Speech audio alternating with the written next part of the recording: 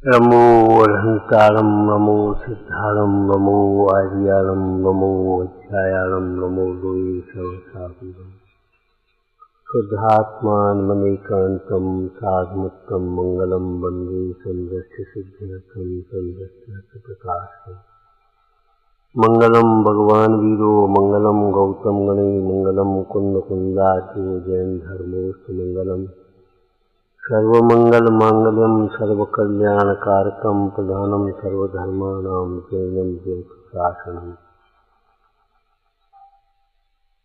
नमः श्री वर्धमानान्यभूतकलिलाक्षणे शालोकानां त्रोकानां यद्विद्या दर्पणायते। ओम नमः।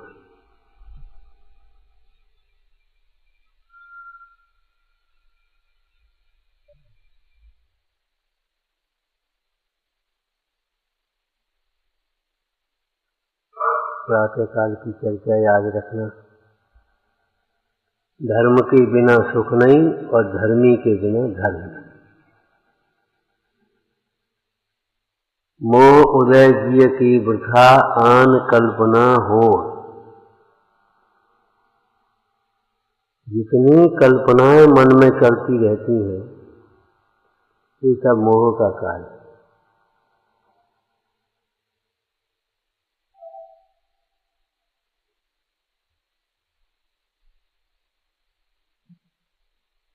उत्तम क्षमा धर्म का प्रसंग स्वाध्याय में है।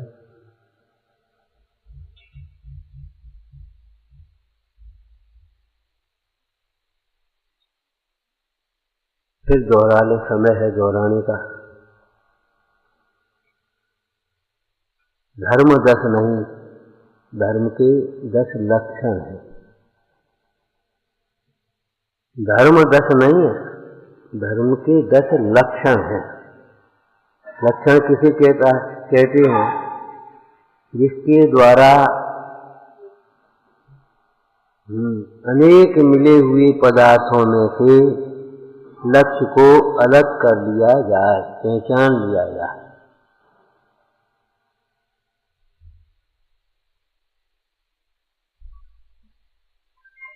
नमक का लक्षण खारापन है।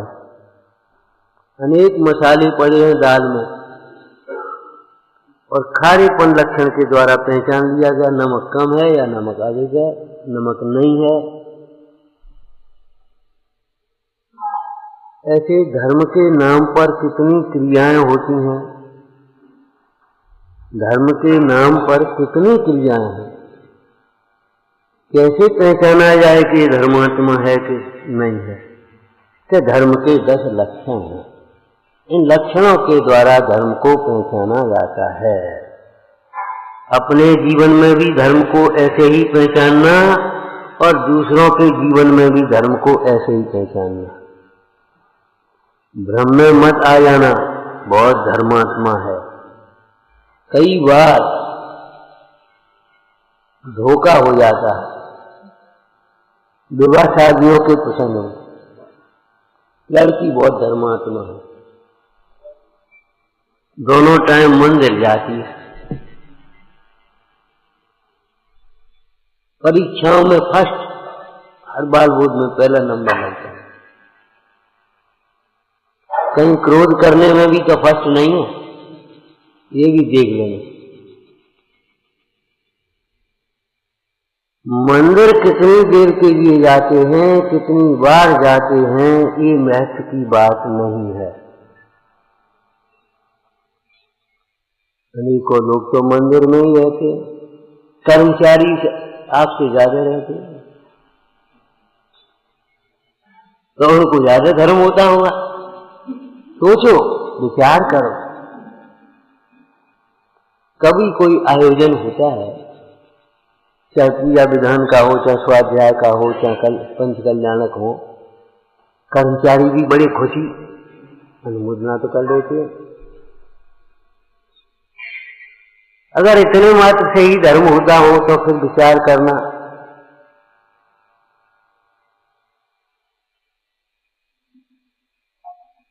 कुल परंपरा से धर्म का संबंध नहीं, शरीर की क्रियाओं से धर्म का संबंध नहीं, जैसे ज्ञान का संबंध शब्दों से नहीं है। हम क्या बोलते हैं ये महत्व की बात नहीं, हम क्या समझते हैं ये महत्व की बात।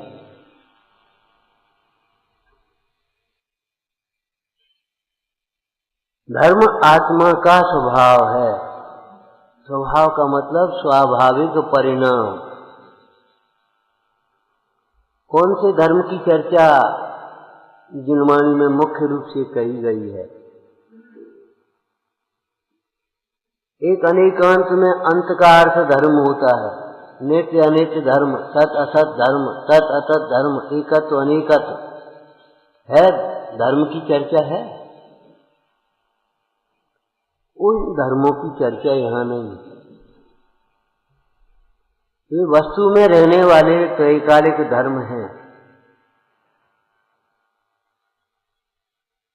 उनका ज्ञान वैराग्य के लिए है, प्रयोजनभूत है। लेकिन यहाँ कौन से धर्म की बात है? तो सुमंतबद्ध स्वामी ने कहा, यो धरत उत्तमे सुखे, जो जीव को दुखों से छुड़ाकर उत्तम सुख में धारण कराता है उसे धर्म कहा है। ये स्थापना किए यहाँ। आज का प्रकरण विषय माने यहाँ इस धर्म की चर्चा करेंगे जो धर्म जीव को दुखों से छुड़ाकर सुख में धारण कराता है अथवा सुखी करता है। जिस परिणाम से जीव सुख का वेदन करे। ध्यान रखना, एक सुख की कल्पना है और एक सुख का वेदन है, दोनों में अंतर। सुख की कल्पना तो क्या कहें अब भाई। अभी हम वहां ऊपर खड़े थे कमरे पर, उधर रेगा चली गई, पानी भरा ना, उसमें एक सूखा लौट गया, लूटा है। उधर रेगा वो उसमें पानी में भैंसें लौटी हैं। सुख की कल्पना तो वे भी कर लेती हैं, उसमें क्या गंभीरी।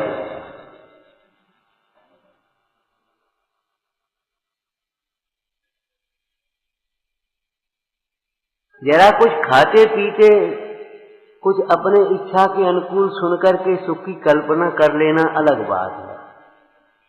बहुत बढ़िया गाना, मजा आया।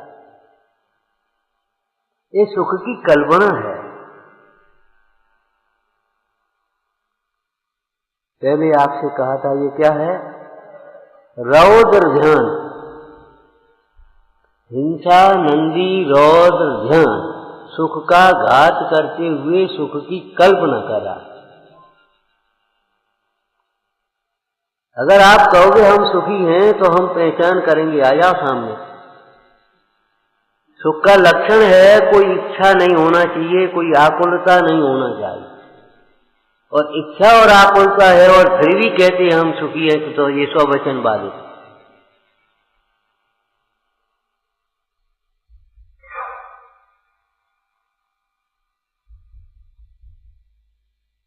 तो सुख की कल्पना मात्र नहीं,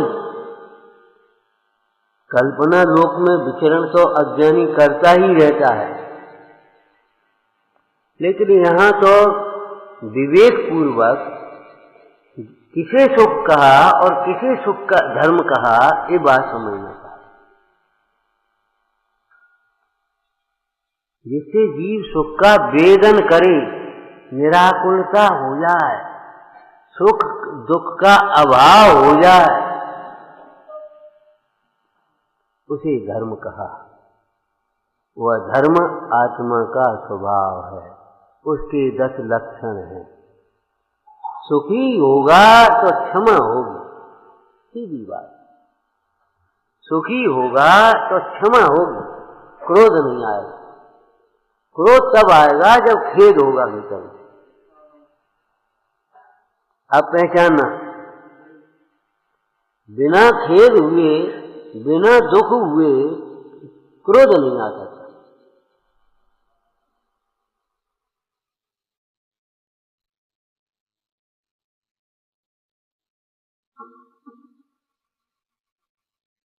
क्रोध से दुख होता है, ये भी बहुत कम लोग जानते हैं।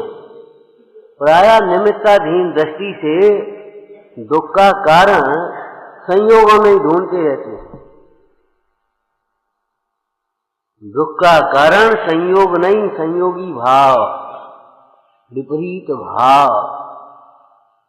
कारण है वहीं कार्य होगा, जहां कार्य है वहीं कारण होना चाहिए।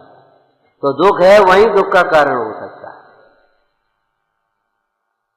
किसी व्यक्ति का स्वास्थ्य ढीला हो गया या स्वयं के शरीर का ही स्वास्थ्य ढीला हो गया, अब दुख है तो दुख का कारण क्या है? ये शरीर नहीं, शरीर की अवस्था नहीं, ये संयोग नहीं, इनके प्रति जो अपनत्व है, इनके प्रति जो राग है, वह दुख का कारण। और नहीं तो यह परिणमन केवल ज्ञान में झलक रहा है या नहीं। ज्ञानी इस परिणमन को देख रहे हैं, जान रहे हैं कि नहीं। जंगल में मुनिराज बैठे हैं, देख रहे हैं। इतना सुंदर दान के प्रसंग में मुनिराज का स्वरूप कहा, पढ़ने लायक है।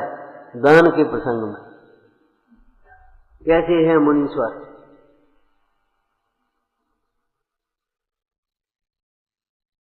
तो मुनिराज जंगल में विराजमान है, तिष्ठे हैं। क्या समझ रहे हो? कृत्रिम व्यवस्था तो है नहीं, कृत्रिम व्यवस्था तो है नहीं, एकदम साफ सफाई, एकदम व्यवस्थित, कोई शोरगुल नहीं, कोई अव्यवस्था नहीं, कोई गंदगी नहीं। जंगल है, उधर से शेर चला आया, उधर से बैल चला आया, उसने उसको फाड़ करके खाने लगा तो खाने लगा। वो लड़ने लगे तो लड़ने लगे दो जानवर। उधर से वो रात को चिमगादड़ बोलने लगे तो बोलने लगे, दिन में वो डकारने लगा तो डकारने लगा। जंगल है। उधर से निकला, उसने लैट्रिन कर दी तो कर दी, पक्षी ने बीट करी तो कर दी। जंगल है भाई।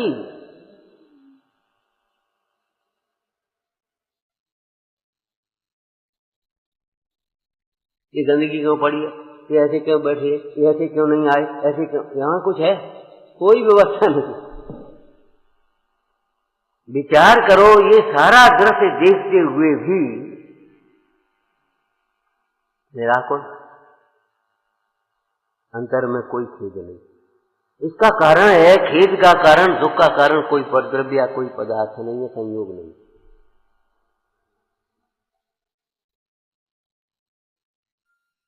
ये भेद करके देखें तो दुख का कारण कोई स्पर्श नहीं। स्पर्श समझते दुख का कारण? हाँ, अरे बता, ऐसे नहीं, ठंडा गर्म तो होते ही है। स्पर्श दुख का कारण समझते हैं? कहाँ भूमि परसत दुख इसो, बीछू सहस डसे नहीं तिसो। नार की जीव ऊपर से गिरा, भूमि का स्पर्श करते हुए भी ऐसा दुख है, जहां कैसा दुख? बीछू सहस डसो नहीं तिसो। अभी ताती वायु झाल सी लागे, लपट चलती है गर्मी में, लपट बोलते हैं उसको, आग की लपटों जैसी, कितनी गर्म हवा, और वो स्पर्श से कैसा लगता है? सर्दियों में ठंडी हवा चली, कैसा लगा?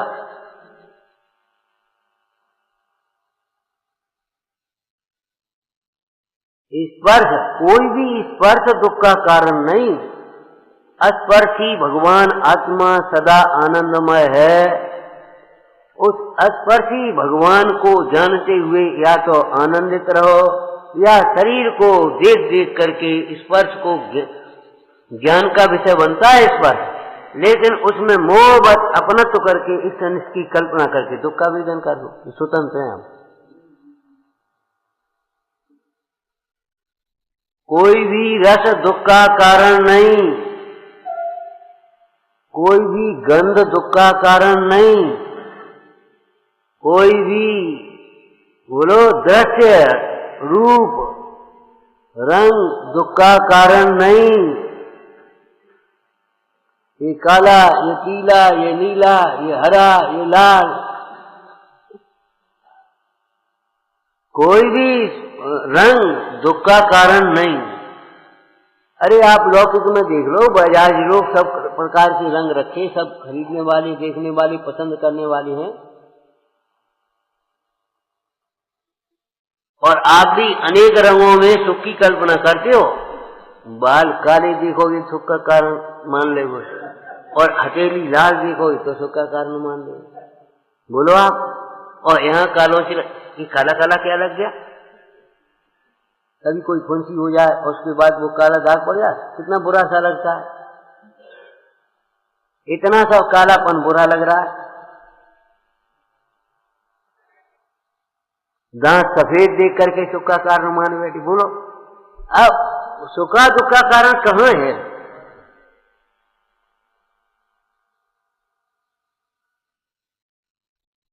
कोई भी शब्द, प्रशंसा, लय, गीत, कोई भी सुख का कारण नहीं तो दुख का कारण भी नहीं। जब प्रशंसा रूप शब्द सुख के कारण नहीं है तो निंदा रूप शब्द दुख के कारण कैसे होंगे?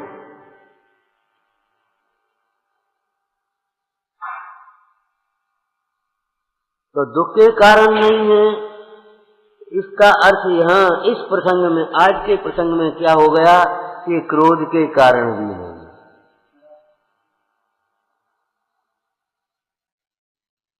क्रोध के कारण भी ये बाहर के पदार्थ, बाहर की परिस्थितियां नहीं है। क्या करें, ऐसे काम करते हैं, गुस्सा आती है। देखा नहीं आता भैया, तुम्हें देखना नहीं आता इसलिए गुस्सा आती है, देखना नहीं आता।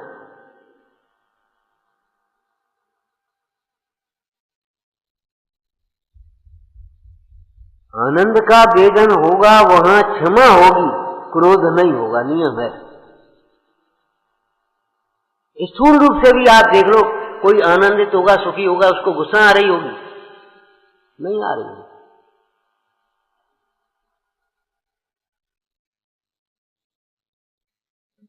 बड़ी सुंदर परिभाषा यहाँ की। सम्यक स्वपर को, हित अहित को समझकर जो असमर्थन किया गया उपद्रव को आप समर्थ होकर के राग द्वेष रहित हुआ कहे विकारी नहीं हो, ताकू उत्तम क्षमा कहिए। उत्तम क्षमा, एक उत्तम और एक क्षमा।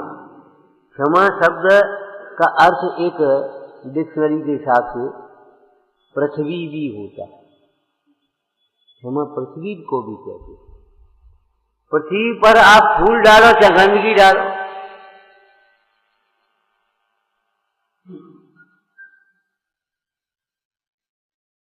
रास्ते चलते कचरा ऐसे फेंक देते हैं, ऐसे थूक देते हैं, ऐसे छिनक देते हैं। ये गंदी प्रवृत्तियां हैं, ये कह रहे हैं। लोक में एक कहावत है, जिस हांडी में खाओ उसी में छेद करो, ये अच्छी बात नहीं। जब ये अच्छी बात नहीं है तो विचार करो, जहां रहो वहीं गंदगी फैलाओ, ये कहां से अच्छी होगी?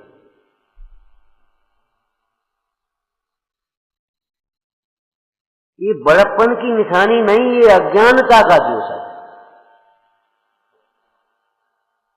जहां हुआ वहीं थूक दिया, जहां हुआ फेंक दिया, कचरा उठा करके ऐसे फेंक दिया। नहीं भाई,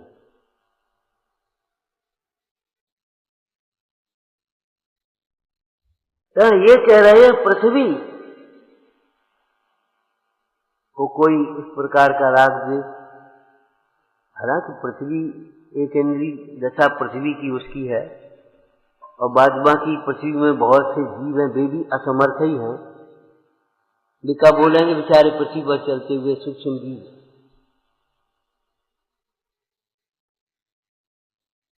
पृथ्वी की तरह सहन करना,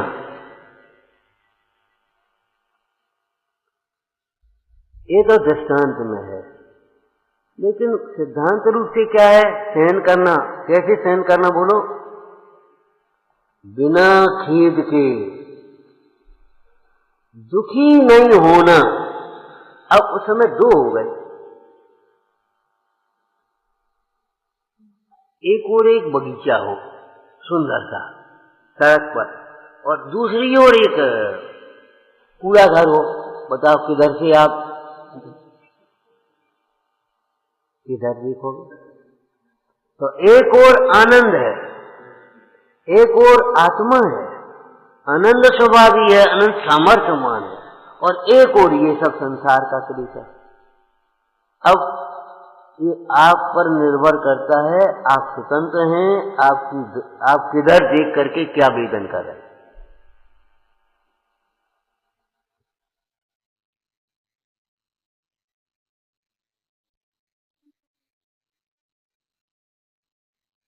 धर्मात्मा की पहचान यह करना कि वो सहन कितना कर सकता है क्षमता से। लौकिक में भी आप कभी ठगाए नहीं जाओगे।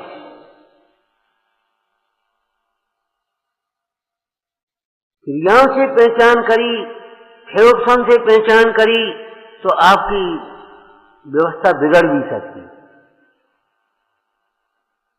लेकिन अगर इन 10 लक्षणों से धर्म को पहचाना, विनयवान है ये लड़का, बिल्कुल ठीक बात। धर्मात्मा तो है, लेकिन विनयवान है इसलिए धर्मात्मा है, क्षमावान है इसलिए धर्मात्मा है। दो बातें सहन करना जानता है। आज के परिप्रेक्ष्य में विचार करें तो कितने प्रदूषण में आप जी रहे हैं, कितना प्रदूषण, पानी का प्रदूषण, वायु का प्रदूषण, ध्वनि का प्रदूषण, और सबसे बड़ा विचारों का प्रदूषण। एक दूसरे में प्रेम नहीं, बड़ों का कोई सम्मान नहीं, आदर नहीं, छोटों के प्रति स्नेह नहीं, अपने स्वार्थ बुद्धि, अपन अहंकार, बस ईर्षा देश, कितना प्रदूषण। अन्न का प्रदूषण, फलों का प्रदूषण, जहां देखो वहां प्रदूषण प्रदूषण है। हम स्वस्थ रहें इसका कोई उपाय है? इसका कोई उपाय है? अपनी प्रतिरोधक क्षमता बढ़ाओ, और कोई उपाय नहीं।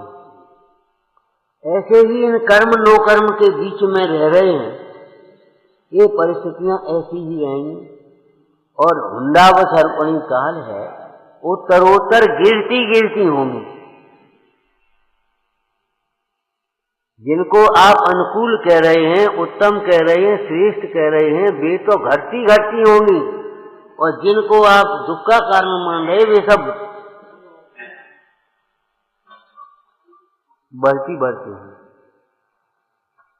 आज से 50 साल पहले जितने रोग थे उनसे आज रोग बढ़े हैं, रोगों की भयानकता बढ़ी है, क्वालिटी बढ़ गई है। समझ खतरनाक हो गए रोग।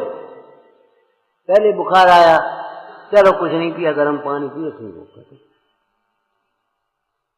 और अब वो डेंगू हो गया, अभी जल्दी बोलो, वो फलाना हो गया।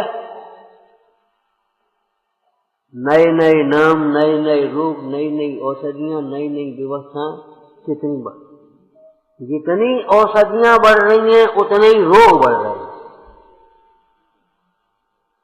और आप माने या न माने, जो थोड़ा उसका जानकार होगा वो समझेगा, इनमें आधे से अधिक रोग तो इन औषधियों की ही देन है।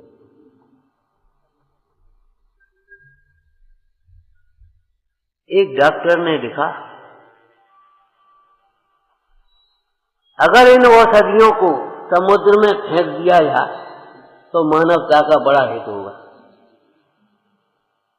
लेकिन समुद्री जीव बेचारे परेशान हो जाए।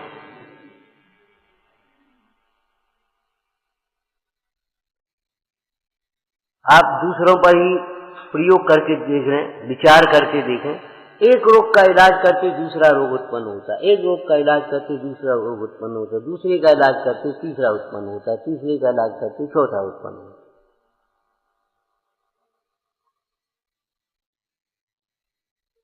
भाई, जिन वचन रूपी औषधि का सेवन करो,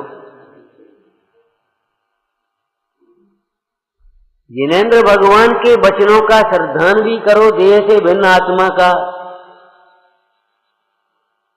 ये मोह राग द्वेष आदि विकारी भाव ये दुख के कारण है, और ये ही दुख के कारण है। इन्हें ही जीत करके सुखी हुए हैं भगवान, और इन्हें ही जीत करके सुखी हो पाएंगे हम।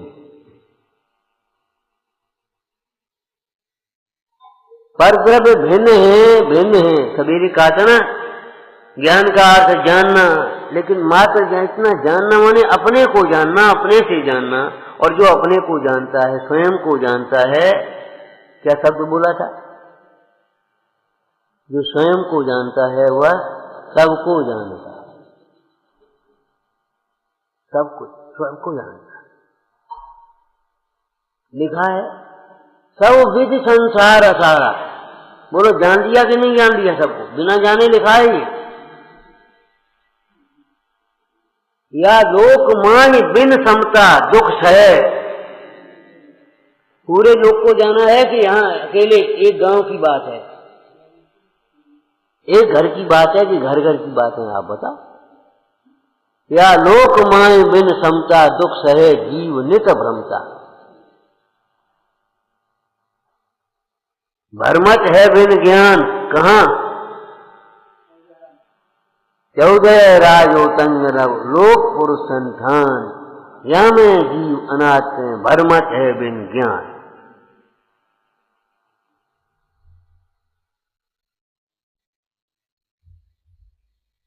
और अकेले एक लोक की वर्तमान की ही बात नहीं है, 3 लोक त्रिकाल माय नहीं। 3 लोक त्रिकाल माय नहीं, दर्शन सो सुखकारी। तय काले त्रिजगत पी।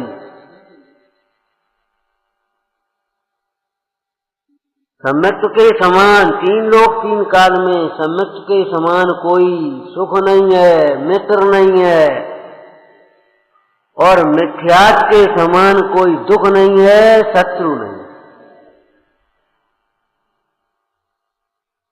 स्वयं को जानता है वह सबको जानता है। अस्थि के साथ नास्ति का ज्ञान अंतर्गर्भित है। देव वीतराग सर्वज्ञ होते हैं। बोलो सबको जाना कि नहीं जाना? जिनमें वीतरागता नहीं है, जिनमें सर्वज्ञता नहीं है, वे देवत्व को प्राप्त नहीं है।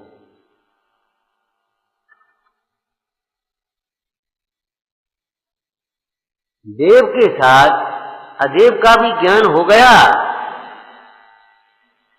गुरु के साथ अगुरु कुगुरु का भी ज्ञान हो गया कि नहीं हो गया? ये गुरु है, ये गुरु नहीं है, ये देव है, ये देव नहीं है, ये धर्म है, ये धर्म नहीं है। वीतराग भाव धर्म है, राग भाव धर्म नहीं है। कहीं कहा हो तो उसकी विवक्षा को समझना। वीतराग धर्म का आरोपण करके वीतरागता की भावना रूप प्रशस्त परिणाम को, वीतरागी परमेश्वरों की बहुमान भक्ति को, वीतरागी पुरुषों की सेवा दान को भी व्यवहार से धर्म कहा जाएगा। वहां उस विवक्षा को समझ लेना। धर्म किस लिए कहा गया? ये क्या है? ये क्या है? चश्मा। ये चश्मा है कि इसके भीतर चश्मा है? लेकिन आप क्या कहोगे? इसको भी चश्मा कह दो, तुम्हारे चश्मा ले आना, ये ले आओगे हाथ। ये चश्मा तो नहीं है। हमेशा नाटक में तलवार और म्यान का दर्शन दिया। तलवार लाना तो म्यान तलवार है। चश्मा इसमें रखा जाता है तो इसको भी चश्मा कह, और ये लाने का मतलब ये है इसमें से चश्मा ही निकाल करके लगाएंगे, इसको अलग रख देंगे। इसको तो नहीं लगाएगा कोई।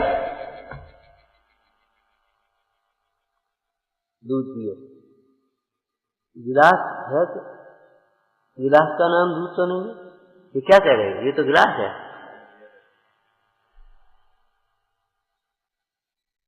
गिलास को भी दूध कहेंगे।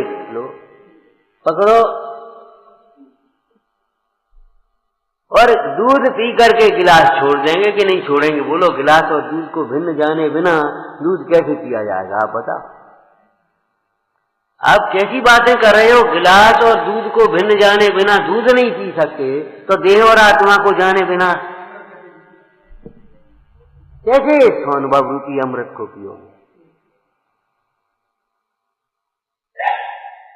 एक छिलका अलग है और मीगी अलग है, ऐसा जाने बिना छिलका अलग नहीं कर सकते। कर सकते? और कर्मों भिन्न है और आत्मा भिन्न है, ये जाने बिना बोलो कर्मों का भाव कैसे कर सकोगे? राग भिन्न है और ज्ञान भिन्न है, ऐसा समझे बिना रागादि को कैसे जीतोगे? अगर पढ़ करके सुन करके थोड़ा सा विचार कर लोगे और ये सोच भी लोगे ये राग ही दुख का कारण है, राग ही छोड़ना है, लेकिन आप जो कुछ भी करोगे अंत में थक करके आओगे और बोलोगे महाराज खूब कोशिश कर ली हमने, वो राग नहीं छूटा, यही कहोगे। वो नहीं छूटा, मुश्किल है। जाने भगवान ने कैसे छोड़ दिया, यानी इन मुंडाइयों ने कैसी राग को छोड़ा, हम पे तो नहीं छूटा। स्वाद ले लेकर के खाने वाला यही कहेगा यानी तुम कैसे खा ली, तो हम पे तो बिना नमक का नहीं छूटा। यानी तुम कैसी रोटी खा ली, तो भैया हमसे तो मीठे बिना नहीं खाती, यही कहेगा, दूसरा कुछ कहेगा ही नहीं। लेकिन जो बिना नमक के खाता है वो उसको पूछो,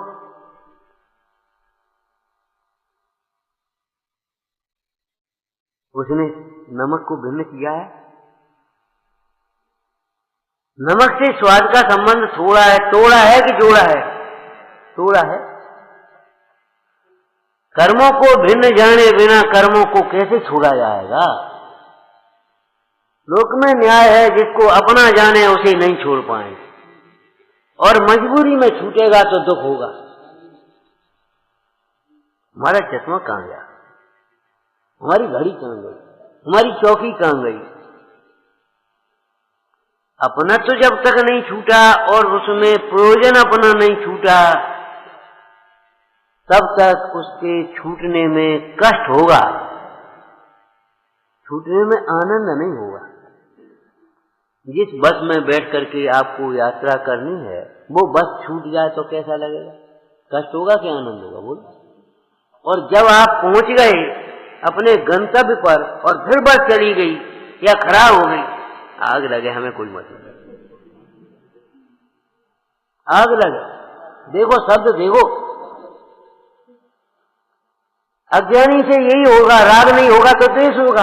हम जानबूझ करके बोले ये सब।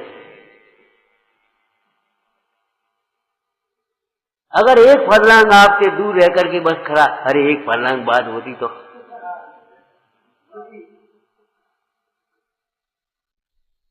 एक फरलांग और चली चलती, इतना कष्ट होगा, उतना एक फरलांग जितना कष्ट होगा आपको। अब यहां से सामान धो करके ले जाना पड़ेगा, यहां तक बुलानी पड़ेगी गाड़ी, यहां तक करना पड़ेगा। विचार करो। और उसके बाद जब आप उतर गए उसके बाद कुछ भी हो, अगर आपकी इच्छा के अनुकूल होगा तो आपको सुख की कल्पना होगी, और इच्छा के प्रतिकूल होगा तो दुख की कल्पना। तो भैया क्रोध आदि भावों से दुख होता है, ये भी बिरले जानते हैं। जो जीव क्रोधादिक भावों से दुख होता है ये दुख के कारण है, ये जानता है। कौन जानेगा? सम्यक तो वही जानेगा जो अपने आत्मा में सुख है, ये जानेगा। जो जीव क्रोधादि को दुख का कारण जानेगा वो पर को दोष नहीं देगा, ध्यान रखना। और पर को दोष देने की जो प्रवृत्ति है वो ये तुम्हारी इस अज्ञानता को बता रही है कि आपने अपनी इन कसायों को दुख का कारण नहीं जाना और आत्मा को सुख स्वरूप नहीं जाना। यदि आत्मा को सुख स्वरूप जानते तो ये कसाएं दुख का कारण जानने में आती और फिर परद्रव्य न सुख दुख के कारण जानने में नहीं आती, वहां माध्यस्थ भाव रहता। फिर ये बात नहीं होती आग लगे हमें कोई मतलब नहीं, फिर नहीं आती। उससे पहले आप परेशान, अब दूसरे भी तो परेशान होंगे, ऐसी क्यों बोलते हो भाई?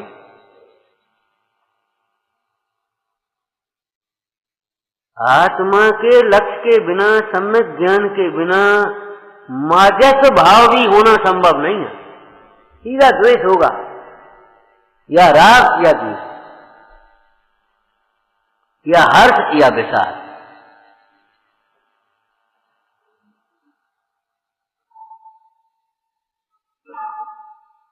अज्ञान में होने वाले भाव अज्ञान में बिना किए होंगे और होंगे ही। अज्ञान में होने वाला कार्य अज्ञान में होगा। जैसे धूप पड़ रही है तो धूप में जो कार्य होना है वो होगा। मिट्टी कड़ी होगी कि नहीं होगी? ये सड़क सूखेगी कि नहीं सूखेगी? आपको पसीना आएगा कि नहीं आएगा? माने कुछ भी धूप में धूप के कार्य होंगे। और पानी बरसने लगे तो बरसात, ठंडक आएगी कि नहीं आएगी? मिट्टी गीली होगी कि नहीं होगी? बरसात हुई और मिट्टी गीली नहीं हुई,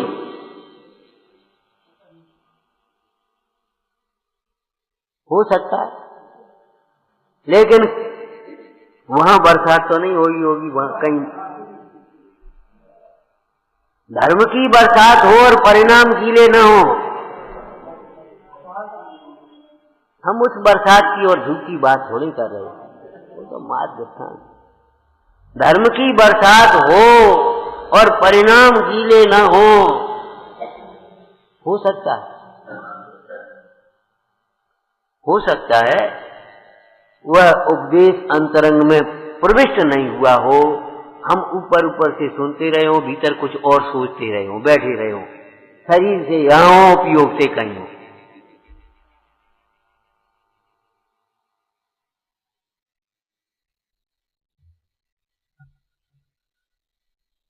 सवेरे हमने एक बात कही, पढ़े लिखे मूर्ख। क्यों? जो बिना पढ़ा होगा, अपने को मान रहा होगा, ये समझो हम तो पढ़े लिखे नहीं, वो स्वीकार तो भी कर लेगा कम से कम।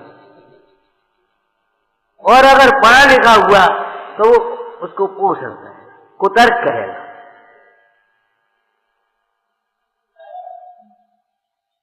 अब आप कह रहे हो ठीक है, हम तो जानते हैं, कम से कम नहीं जानता तो ये तो होगा, लेकिन नहीं जानते हुए अगर ये सोच रहा होगा कि हम जानते हैं तो वो कुतर्क किए बिना नहीं रहेगा। और अपना पक्ष पोषण करने के लिए जो कुतर्क देते हैं उनसे बड़ा मूर्ख कौन होगा?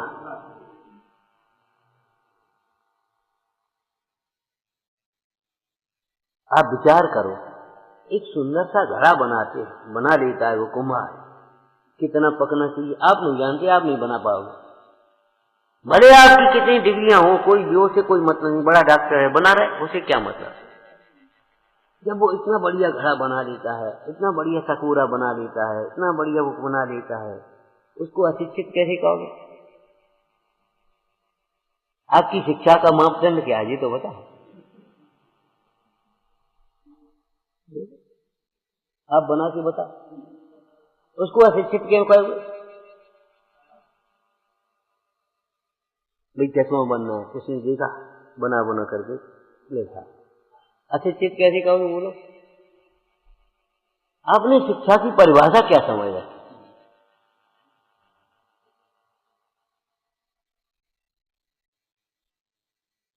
जो अपना कार्य बड़ी कुशलता से कर लेगा,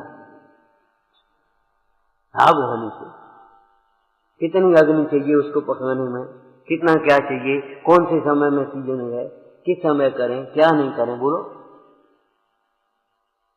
आपने उसे अशिक्षित मान लिया और जरा किताबें रटनी, कोर्स रट लिया, उपाधि करनी, सो आपने अपने को शिक्षित मान लिया। ये परिभाषा तो आपकी गड़ी है। ऐसे ही आप विचार करो लौकिक में शिक्षित किसको कहेंगे? जो अपने कार्य भली प्रकार से कर सके, अपने कार्यों को भली प्रकार से कर सके।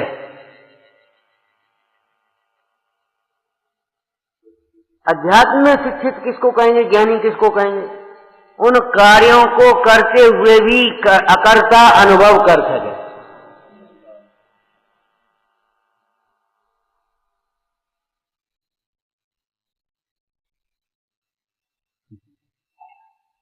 सारे कार्यों के होते हुए भी वह अपने को अकर्ता अनुभव कर सके। देह के रहते हुए भी वह देह से भिन्न आत्मा का अनुभव कर सके। राग के रहते हुए भी राग आदि से भिन्न अपने को देख सके और हर परिस्थिति में आनंदित रह सके।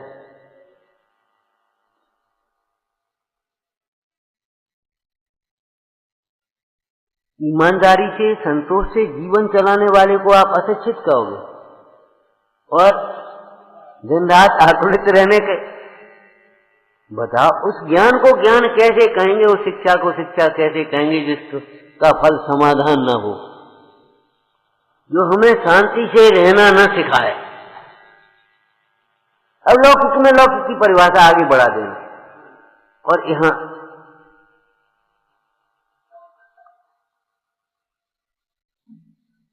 जो लौकिक है उससे परे यहां है, उसके ऊपर यहां है। अभी कहा था ना, शिक्षा माने अपना कार्य कुशलता पूर्वक कर सकता। क्यों भाई, रोटी बना सकते? नहीं। तो खिचड़ी बना लो कि नहीं? कि वो खीर बना लो कि नहीं? तो कैसे पड़ेगी?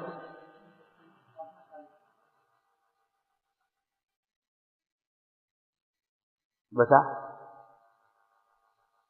अगर कोई है, आप लड़के के लिए लड़की देखने क्यों न जा?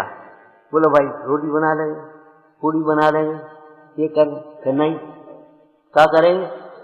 बोलो क्या करोगे? हंसने की बात नहीं, समझो, प्यार करो। आप क्या कहोगे कि साहब हम इतनी डिग्रियां हैं, इतनी कलाएं हैं, अब कलाओं का करेंगे क्या? ये तो बता। शिक्षा को जीवनोपयोगी आना चाहिए। अब उपयोगी का मतलब वहां हमने आपको लौकिक में ये बताया कि अपना कार्य भली प्रकार से, बल्कि विश्वास पूर्वक एक तरह का बिल्कुल निशंक होकर के कर सके। ठीक है। और अध्यात्म क्षेत्र में जब हम आए तो शिक्षा का मतलब क्या हो गया? अध्यात्म शिक्षा, अध्यात्म विद्या, जो कार्य के होते हुए भी अहंकारी न हो, विमोहित न हो जाए, उसी में फंस न जाए, उलझ न जाए। किसी को काम के लिए भेजे और रास्ते में खेल हो रहा हो, वहीं खड़ा का खड़ा रह जावे, उसको क्या कहोगे आप? कोई बालक ही होगा, कोई समझदार तो नहीं होगा। तो ऐसे किस काम के लिए हम आए हैं यहाँ? और पुण्य के उदय की अनुकूलताओं में मगन हो गए, खड़े के खड़े रह गए। सोचो सोचो,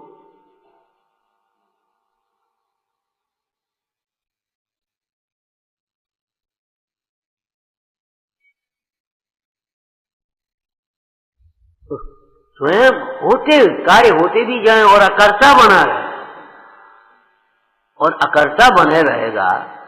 जब ज्ञाता बना रहेगा तो सुखी बना रहेगा कि नहीं? बस इसका नाम धर्म हो गया। और जहां कर्ता बना, ऐसा क्यों नहीं हुआ, ऐसा क्यों हुआ, इसने ऐसा क्यों किया? अरे क्यों किया? उसकी योग्यता, उसका परिणमन, उसका उदय।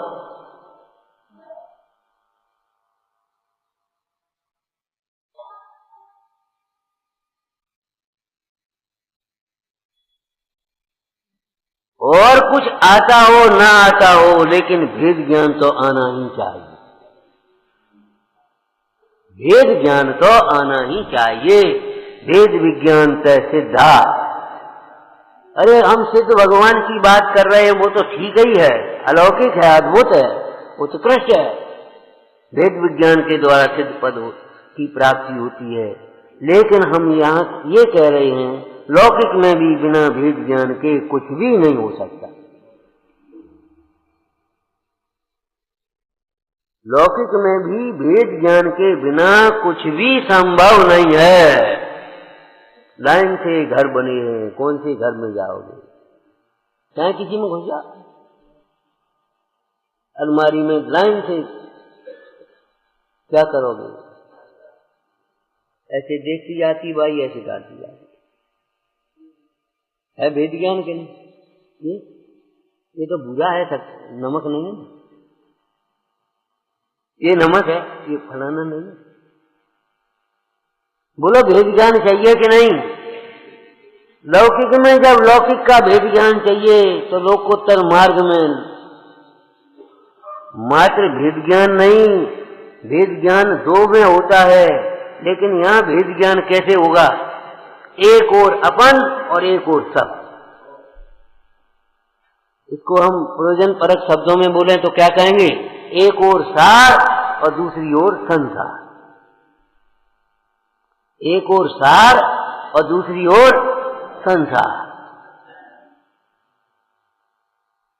बिना भेद ज्ञान के क्या करोगे? बताओ, किसका आश्रय करोगे? किसका सेवन करोगे?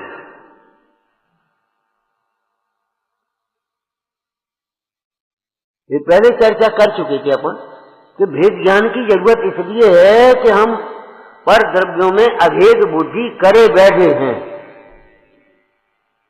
अलग करने की जरूरत ये है कि वो मिला हुआ है। इस धान पैसे छिलका अलग क्यों करना है? कि वो मिला हुआ आया है ना।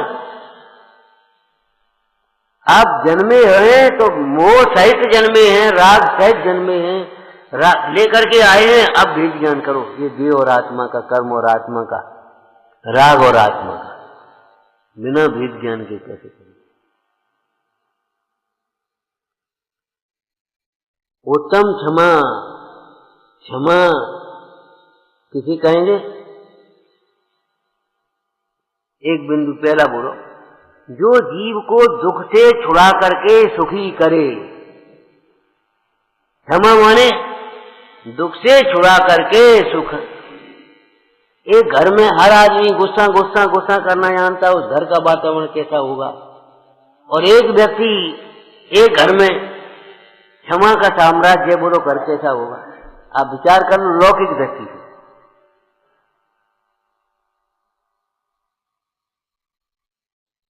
तो जो क्षमा जीव को क्रोध से होने वाले दुखों से बचाती है, क्यों भाई? क्षमावान का कोई से झगड़ा होगा, थाने जाना पड़ेगा, कोर्ट में सामने करना पड़ेगा, जेल में जाना पड़ेगा, सिर में चोट लगेगी, पैर में चोट लगेगी, क्या होगा? कुछ नहीं होगा। तो यो धरति उत्तमे सुखे। अब यहाँ अगर भेद करके कहें तो क्रोध से होने वाले समस्त दुखों से छुड़ा करके जो एक अद्भुत शांति में, क्षमा में, सुख में धारण कराए, उसे क्षमा करेंगे।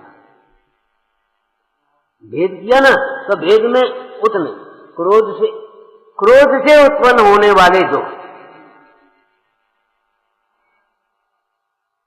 क्षमावान को नहीं होंगे। मिथ्या से होने वाले दुख सम्यक्ति को नहीं होंगे। राग से होने वाले दुख वीतरागी को नहीं होंगे। गृहस्थी में होने वाले दुख मुंडाजों को होंगे।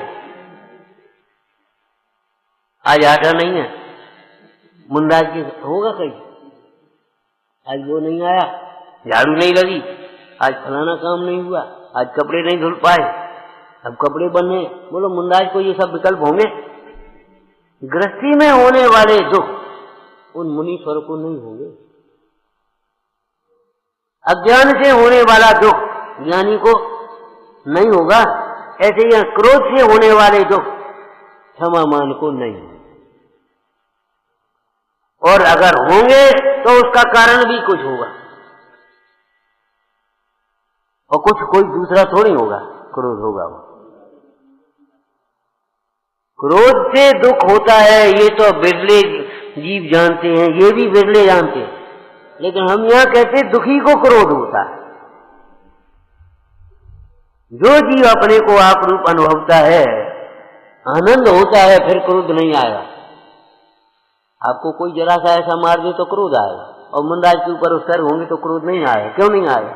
आप आनंद का भेदन नहीं कर रहे, वे आनंद का भेदन कर रहे हैं, वे अपने को आत्मा अनुभव रहे हैं, आप आत्मा अनुभव नहीं कर रहे। विचार करो, जैसा उपसर्ग मुनीश्वरों पर होता है, उसका अगर इतना सा हिस्सा भी तुम्हारे जीवन में हो जाए तो कितना क्रोध आएगा। मर गए, क्या करता है? धक्का मार दिया तुम। आप विचार करो, जहां आत्मा के आनंद का वेदन है वहां ये क्रोधादि विकारी भाव नहीं है, और जहां एक विकारी भाव है वहां फिर क्रोधादि का वेदन है।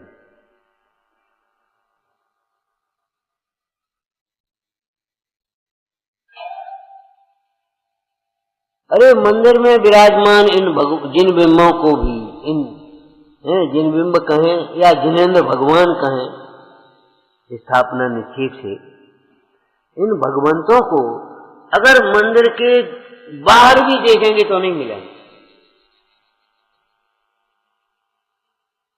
दर्शन का नियम है और फाटक बंद है और जल्दी जाना है, मंदिर नहीं खुला, बाहर से कर, आपका मन नहीं भरेगा। बाहर जाना भैया, द्वार खुलवा, दर्शन करना है, बाहर से नहीं होंगे। विचार करो, वहां नहीं होंगे, अंदर आओगे तभी होंगे। तो ये सब बाहर हैं। कौन? शरीर, कर्म, रागादिक भाव बाहर है। यहां आत्मा का दर्शन नहीं होगा इनमें, और आत्मा का दर्शन नहीं होगा तो क्षमा नहीं होगी, धर्म नहीं होगा। हम इतना करते हैं, यही तो भ्रम है, हम करते हैं, हम इतना करते हैं। हमने मंदिर बनवाया, हमने वेदी बनवाई, हमने शिखर बनवाया, हमने पूरा का पूरा हमने ही बनवाया। अरे तुमने बनवाया नहीं बनवाया भैया, नहीं बनवाया।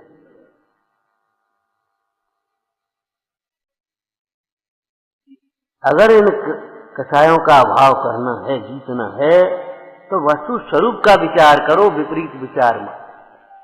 हम सब कर सकते हैं, अभी तुम्हें निकाल देंगे, तुम समझते क्या हो?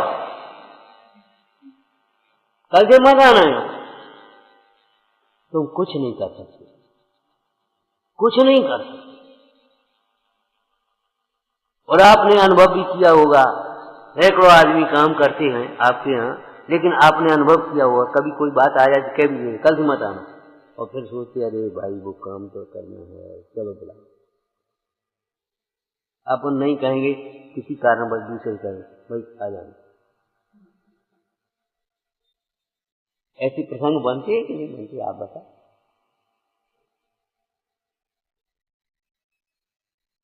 बारंबार विचार करना है, हम कुछ नहीं कर सकते, कुछ नहीं कर पाएंगे, होता स्वयं।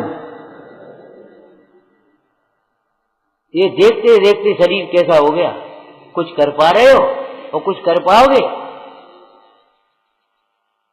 और एक दिन ऐसे छूट जाएगा। तो छूटा हुआ है, छूटा हुआ न मानोगे तो भी छूट जाएगा। अंतर ये है, छूटा हुआ नहीं मानोगे, अपना मानोगे तो छूटेगा, तो क्लेश होगा, आर्जन होगा, कुमरण होगा और कुगति होगी। शरीर तो छूटेगा, देखते देखते छूट जाएगा। आपको उत्कृष्ट दृष्टांत दिया था पुराण का। आदिशर महाराज ऐसे बैठे, ऋषभ देव राजा और इंद्र, और नृत्य चल रहा है, और नीलांजना गई। कौन रोक पाया? सामान्य लोग तो देख नहीं पाए, क्यों? दूसरी नीलांजना जैसी वहां खड़ी कर दी। सामान्य लोग तो देख भी नहीं पाए, लेकिन ऋषभ ने देखा। क्या हुआ? स्वार्थी संसार अपने राग रंग में मगन है, उसे ये नहीं पता ये मरण को प्राप्त हो गई दूसरी है, बेकार है संसार को। अपना मनोरंजन दिख रहा है, दूसरे का मरण नहीं दिख रहा। आपके मनोरंजनों में कितने जीवों का मरण होता है आप देखो, और आपका कितना मरण होता है।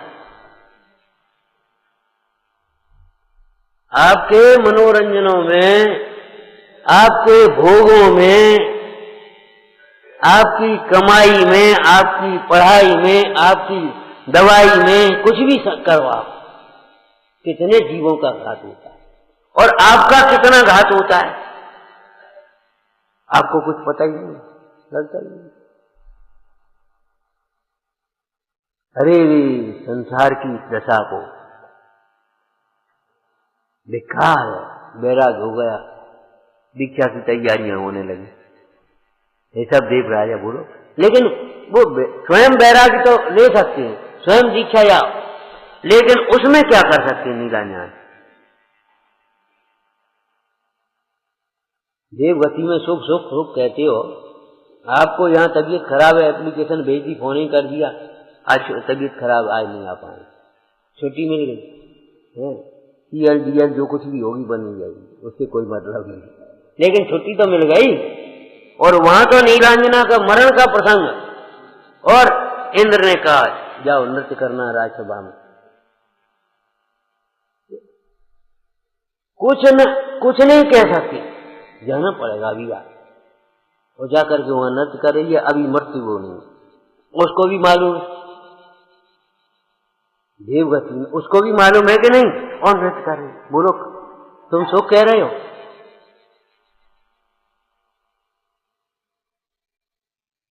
संसार में जो सुख कहते हैं वो सुख की कल्पना मात्र है, कल्पना मात्र रम्यम।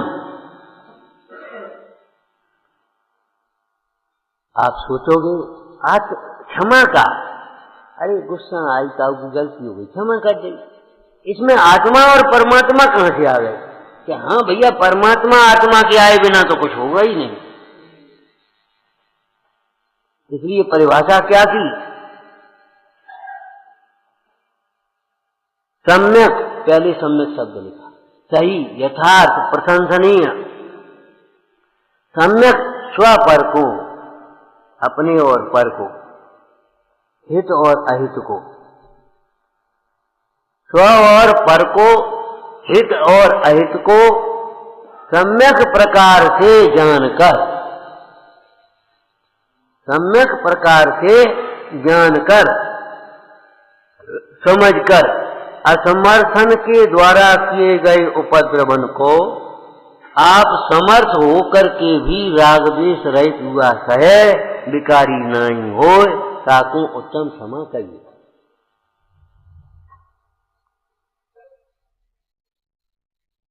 स्वपर को सम्यक प्रकार से जानकर, हित अहित को सम्यक प्रकार से जानकर। अब इनको क्रोध के प्रसंगों में आप बताना, इसकी पूरी विवेचना टीका में है, स्थूल रूप से तो है ही भाई, सूक्ष्म आपको करना है। जैसे क्रोध के प्रसंग में उन्होंने कहा तुम हो कौन, ये गाली देने वाला, मारने वाला है, ये किसको मार रहा है, किसको गाली दे रहा है, किसको देख रहा है, आप हो कौन? स्व और पर को, जिसे देख रहा है, जिसे गाली दे रहा है, जिसको देख करके हंस रहा है, मजाक कर रहा है, वो तो मैं हूं नहीं, और जो मैं हूं अमूर्तिक प्रदेशों का पुंज, उसे तो वो देख रहा है। अब जिसको स्व और पर का यथार्थ सम्यक ज्ञान हुआ, बताओ क्रोध क्यों आए? आपको, आपसे कोई कुछ न कहे, उससे कहे, और किससे कहे? जिससे आपका कोई संबंध नहीं जुड़ा हुआ, कह रहा हो, रास्ते जा रहे और कोई लड़ाई हो रही हो, वहां एक दूसरे को जो कुछ भी कहना हो कह रहे हो, आप निकले चले जाओगे कि नहीं करोगे? बोलो, निकले चले जाओगे कि नहीं? हमसे तो, और आप खड़े भी हो गए, क्यों, क्या कह रहे? आपसे तो कुछ नहीं कह रहे, बोलो। तो ऐसे ही यहां घटाओ, आपसे तो कुछ नहीं कह रहा,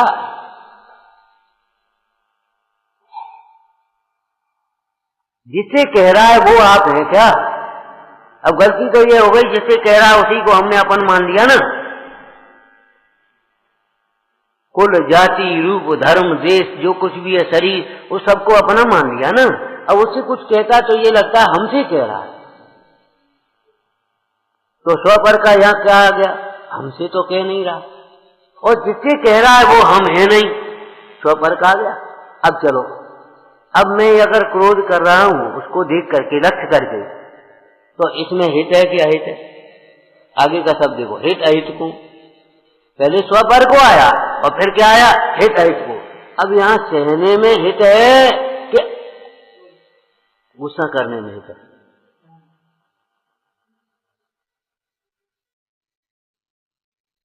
अब यहां दूसरा बिंदु, दूसरी दवाई लगा। अगर मान लो कह भी रहा है, साहब व्यवहार नहीं से तो कह ही रहा है, हमसे ही तो कह रहा है, और कौन से कह रहा है? तो हम ये पूछ रहे तुम्हारी उदय के बिना कह रहा है कि तुम्हारा उदय है सब कह रहा है? बोलो, तुम्हारे उस प्रकार के उदय के बिना कह रहा है, तो फिर आप उदय से लड़ो। तुम इससे काय को लड़ रहे हो? माने उस कर्म की निर्जरा करो जो कर्म तुमसे कहलवा रहा है।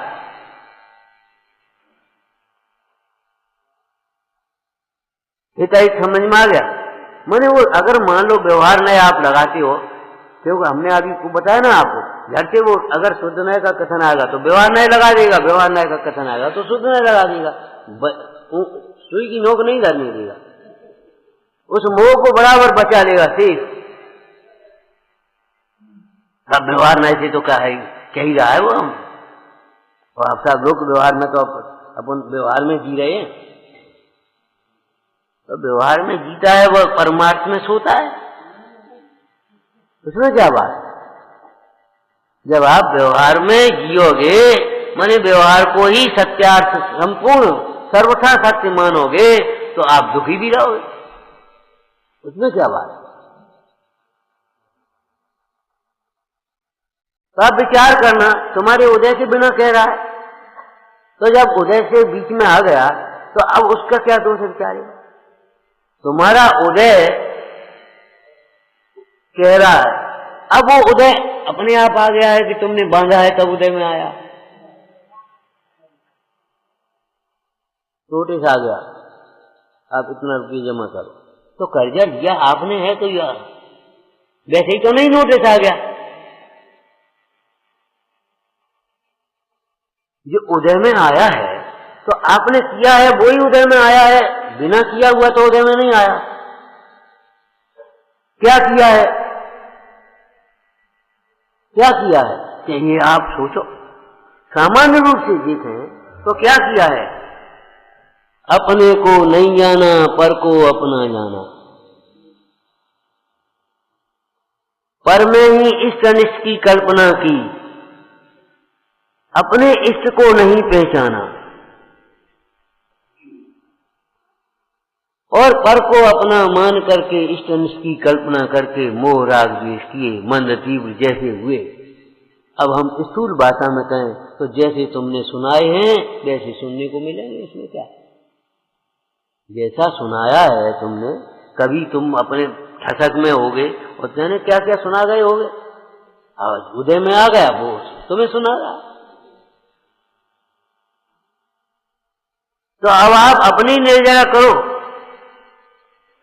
आप कुएं के पास खड़े हो जाओ या हॉल में खड़े हो जाओ और चुप खड़े हो जाओ, कोई प्रतिध्वनि आए तो बता दो, आप नहीं आएगी। कौन सी प्रतिध्वनि आएगी? जो आप बोल रहे हैं वही तो आएगी।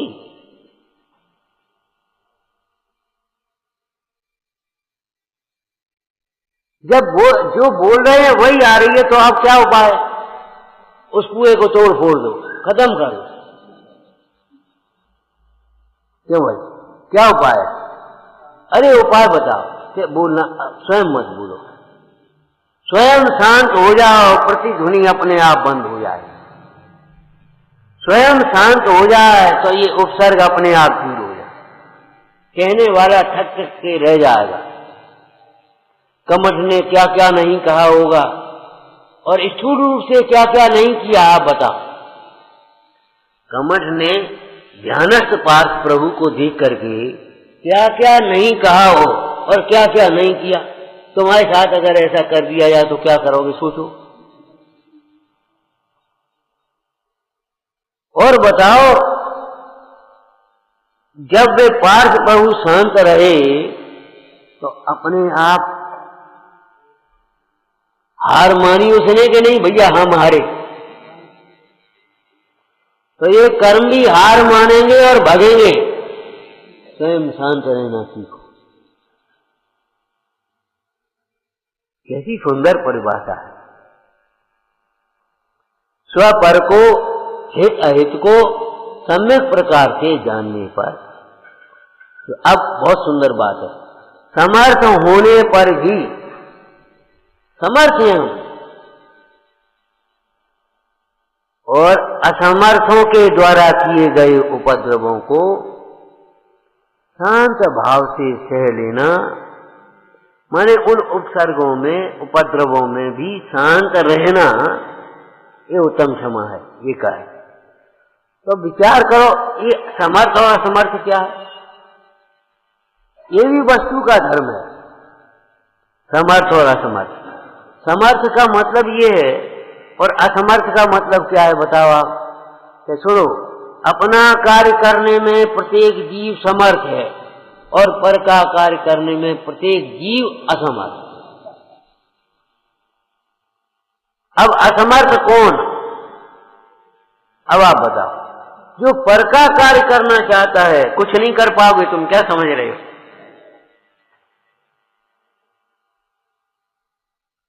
लगा करके सिगड़ी और भर करके कोयले जला दिया, आग लगा दी, क्या कर पाया वो?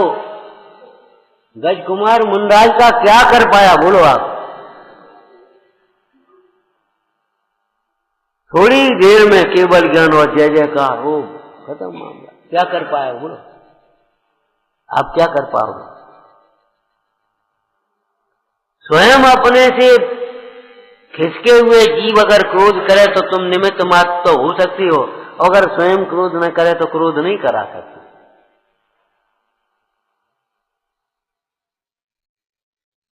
तो समर्थ और असमर्थ, समर्थ का अगर परमार्थ विचार करें तो अपना कार्य करने में समर्थ है, जानने में समर्थ हो। जानो देखो, जानो देखो, जानो देखो, कुछ भी करने में समर्थ नहीं, कर कुछ नहीं पाओगे। देखते देखते शरीर की ऐसी अवस्था होती है, देखते देखते शरीर आदि का वियोग होता है, देखते देखते सब संयोग होते हैं, वियोग होते हैं, ये सब देखते क्या कर सकते बता।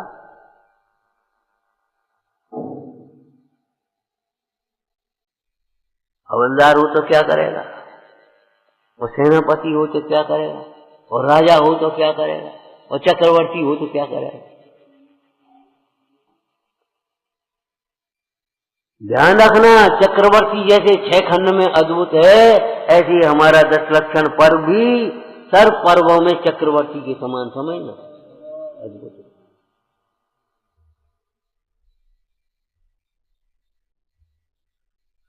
क्यों? इस पर्व का संबंध किसी व्यक्ति से नहीं, किसी घटना से नहीं, जीव के भावों से।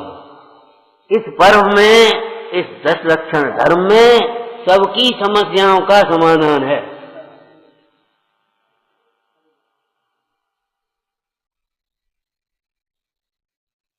द्वेष बुद्धि के कारण तुम मत समझो आपके पर्व आ गए, आप मत समझो हमारे पर्व में।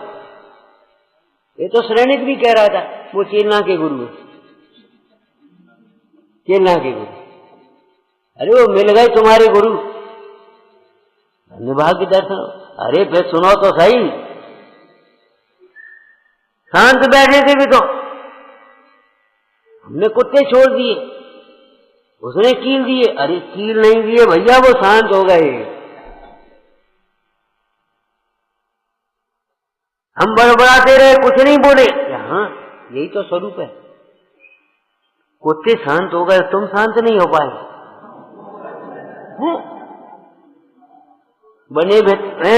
बड़े राजा बन रहे हो। कुत्ते जिनको देख करके शांत हो गए, उन मुनीषों को देख करके तुम्हारा चित्त शांत नहीं हुआ, तुम्हारी भड़ास नहीं निकली। क्यों नहीं निकली? तुमने गुरु पने देखा ही नहीं। ये चेलना के गुरु, चेलना के गुरु, और हमारे गुरु का इसने अपमान किया है। अब हम आज मौका हमको मिल गया, अब हम देखेंगे इनको। जब तक ये समझा चेलना के गुरु हैं, तब तक कसाय बड़ी, रौद्र ध्यान हुआ, कर्म का बंध चलता गया नरकों का। और जहां समझ में आई ये हमारे गुरु है, सच्चे गुरु है, यही हमारे गुरु हैं, अकेली चेलना के नहीं, 3 लोग 3 काल में यही गुरु है, त्रिभुवनैक गुरु हमारे गुरु। बस जहां ये समझो अपना तो आ गया, वहीं गृहित मिथ्यात मिट गया। जैसा अपनत्व शरीर आदि में है, ऐसा अपनत्व देवशास्त्र गुरु के प्रति आ जाए, समर्पण भाव, बहुमन और सावधानी और विवेक और सोचने लगे, तो गृहित मिथ्यात का भाव हो। और जैसा इधर है वैसा आत्मा में आ जाता है गृहित मिथ्यात का भाव। चेलना के गुरु कसाय बढ़ेगी। समर्थ और असमर्थ का बताओ, कर क्या पाए? ठीक है, मरा सर्प डाल दिया मरे के ऊपर, शरीर के ऊपर, वो भी मरा ही हुआ है, मर गया। चीटियां लग गई, खाने लगी, ये सब हो गया। लेकिन वेद ज्ञानी को क्या फर्क पड़ता है? वेद ज्ञानी को क्या फर्क पड़ता है?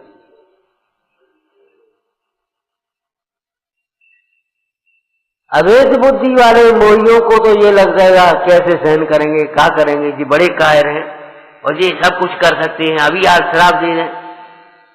लेकिन वेद ज्ञानी तो ये बात सोच भी नहीं पाएगा। वीतरागी संत समता के सरोवर सोच भी नहीं सकते इस बात को, मन में ही नहीं आएगी। क्या कर पाया? तो पर का कार्य करने में असमर्थ और अपना कार्य करने में समर्थ। अब असमर्थ कौन? अब व्यवहार नहीं बताओ कि जो अपना कार्य तो करता नहीं और पर के कार्य में फटे में टांग उलझाए। हम ऐसा तुम्हारा कर देंगे, तुमको ऐसा कर देंगे, तुमको ऐसा कर देंगे, तुमको ऐसा कर देंगे। अरे तुम अपना ही तो कर ले, कुछ नहीं कर पाओ। जिसकी आयु है कोई मार नहीं पाएगा, इसकी आयु पूरी हो गई कोई बचा नहीं पाएगा। इसका साता का उदय है, उसको अनिष्टता कोई नहीं दे पाएगा। असाता का उदय उतने अंशों में उसको इष्ट संयोग सामग्री कोई नहीं दे पाएगा, अनिष्ट दूर नहीं कर पाएगा। बताओ, ऐसे ही जिसके वेद ज्ञान नहीं है उसे सुखी नहीं कर पाएगा, जिसको मोह नहीं है उसको कोई दुखी नहीं कर पाएगा। बताओ क्या कर पाएगा? तो अब दूसरे शब्दों में जो यहां प्रयोग किया है समर्थ असमर्थ का, उसका अर्थ बोलो बस। बोलो, सारा संसार असमर्थ और ये योगीश्वर समर्थ।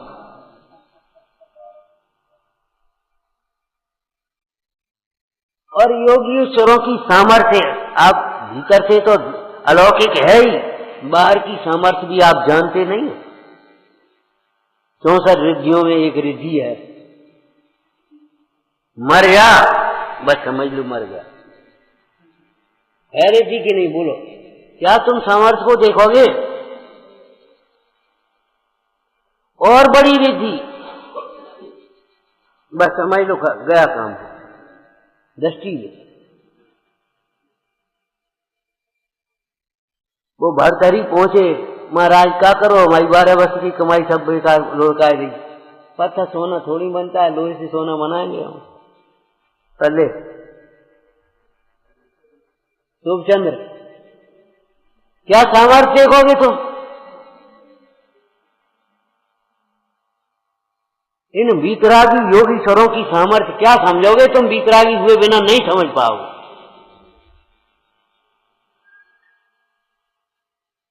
ये महाराज जी का वो, तो देखो का वो अगर सोना ही चाहिए था तो घर से काय को आएगी? 12 वर्ष घुमा दिए और सूर्य हमारा रस लुढ़का दिया। वो रस था नहीं, रस था, रस तो भीतर है।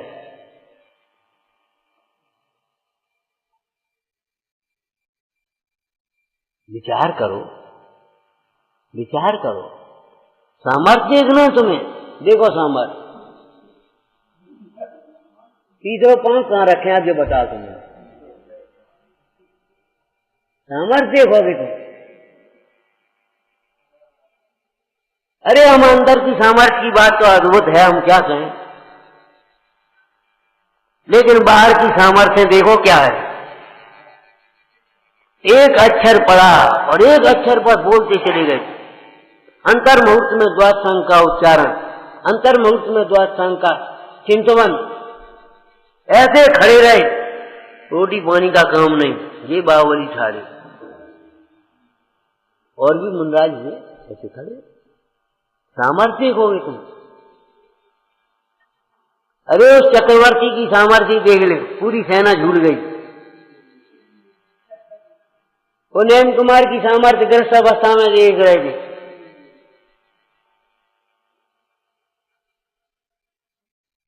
मुंह से बजावे की बात करे, नाक के स्वर से शंख बजा दिया।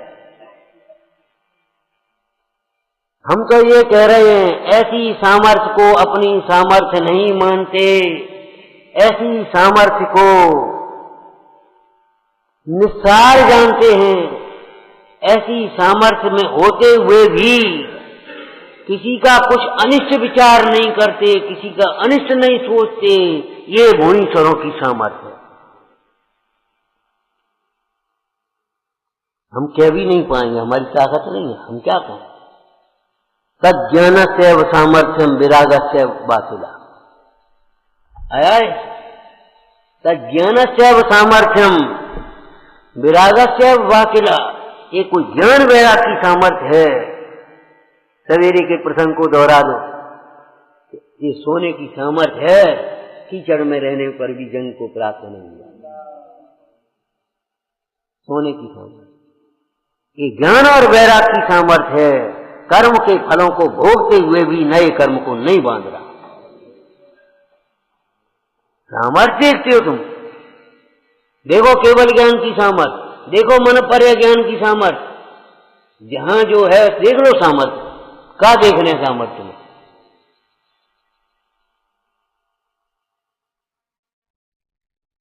यहाँ सत्य धर्म के प्रसंग में, सत्य वचन के प्रसंग में लिखा, जो सत्य व्रत का पालन करता है उसको वचन रिद्धि प्रकट हो जाती है।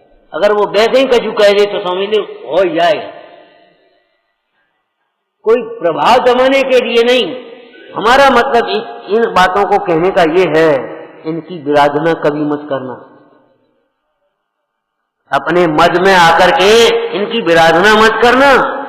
इन भक्ति की सामर्थ्य देखते हो। लड़का ऐसा लेटा और बस, और इस सोच पूरा हुआ, पूजा पूरी हुई धनंजय की, और ऐसे बैठ गया जैसे कछु भाव ही नहीं, तो नींद में से जग गए। कहाँ गया विष? अरे मिथ्यात्व और कसायों का विष उतर जाए है जिस भक्ति से, उस भक्ति में ये क्या दम धरी है।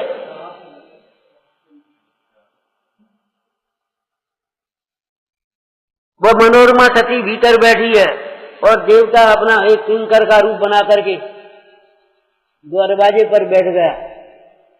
राजकुमार आए, अरे यहां से, तू है कौन? कहां से आ गया? मैं सती का किंकर हूं।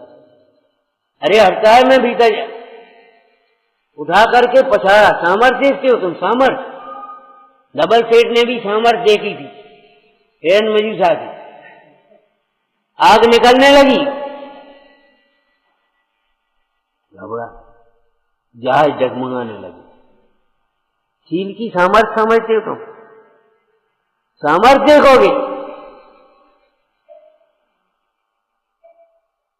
जितने अपने को असमर्थ समर्थ समझते हैं, आ जाओ मैदान में।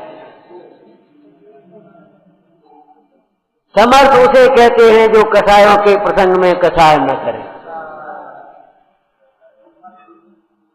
कसायों के प्रसंग में भी ज्ञाता स्वरूप अनुभवते हुए आनंदित रहें, उनको हम सामर्थ्यवान करें। सारा जगत असमर्थ है कसायों को जीतने में, कर्मों को जीतने में, और आत्मा परम समर्थ है। आत्मा का अनुभवन करने वाले ज्ञानी सामर्थ्यवान है। अगर सामर्थ्य अगर कह दें तो ऐसे हो जाए, और तो भी चुपचाप उपसर्ग सहन करते रहते हैं। विचार करो, जिनके गर्भ में आने से पहले 6 महीने पहले रत्न बरसाए, जन्म के कल्याणक मनाए, और जिनकी पालकी उठाई इंद्र ने कहार बन के, सोचो जरा इशारा कर देता तो कमट को क्या होता। मिर्जा देखिएगा, ये बहुत बनता है। अगर जरा सा इशारा कर देते हुए पार्थ प्रभु तो क्या होता उसका। लेकिन नहीं, समर्थ होते हुए भी हमारी यही सामर्थ्य है, हमारी यही सामर्थ्य का चिन्ह है कि क्रोध के प्रसंग बनने पर भी क्रोध का आविर्भाव नहीं।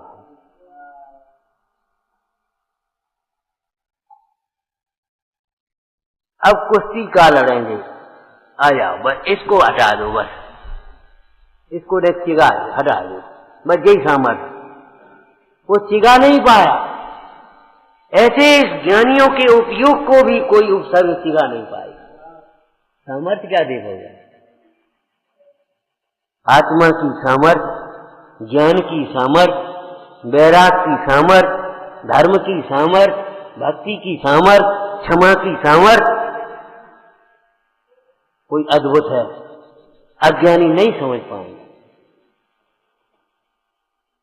अज्ञानी नहीं समझ पाएंगे।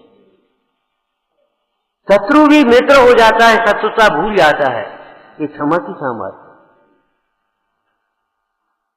नए नए शत्रु पैदा होते हैं, ये क्रोध का फल है।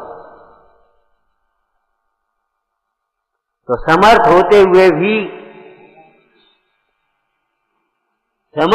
हुए भी भले कुछ नहीं है, लेकिन समर्थ होते हुए भी एक सामर्थ्य प्रवचन सार जी ने लिखी। घाती कर्म का अभाव होने के कारण 3 लोक का उपकार करने में जो समर्थ है, करते नहीं है लेकिन 3 लोक का उपकार करने में समर्थ है, तारने में समर्थ है।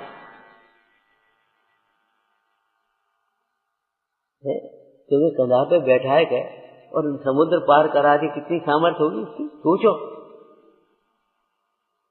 जिसकी दिव्यधुनी मात्र से भव्य जीव अपने स्वरूप को समझकर भव समुद्र तैरते हैं, उसकी सामर्थ्य का पार है।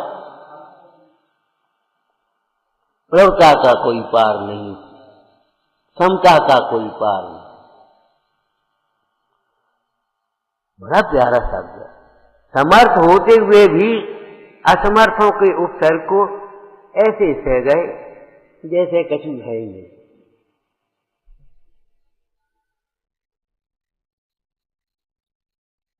मुनराजों की बातें, चाहे गृहस्थों की बातें समझो, चाहे एक एक भेद करके समझो, चाहे भेद करके समझो। बताओ, श्रीपाद से वो कह रहे, भाण आकर के क्या कह रहे, कैसे बोल रहे? अगर जरा सा इनको पकड़ चलो, बंद तो कर दो इनको, लेकिन नहीं। ठीक कह रहे महाराज, कितने हल्के मूड में, लाइट कितने हल्केपन से लिया, और जाकर के चुपचाप सूली पर ऐसे बैठ गए। और कितनी सामर्थ्य, करोड़ों योद्धाओं का बल, शारीरिक बल, समर्थ होने पर भी असमर्थों के उपसर्गों को बिना राग द्वेष किए हुए, बिना कसाय के साम भाव से सहन कर लेना उत्तम क्षमा है।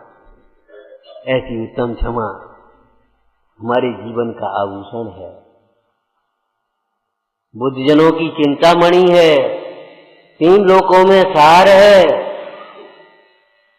ऐसी उत्तम संस्कृत पूजा पढ़ना, 10 लक्षण, ये सब विशेषण दिए, 3 लोक में सार है, बुद्धजनों के लिए चिंतामणि है। ऐसी क्षमा उसको होती है जो चेतन के गुणों को धारण करता है, अपने आत्मा का अनुभव करता है, और ऐसी क्षमा की भावना भाएं और पुरुषार्थ करें। ओम नमः।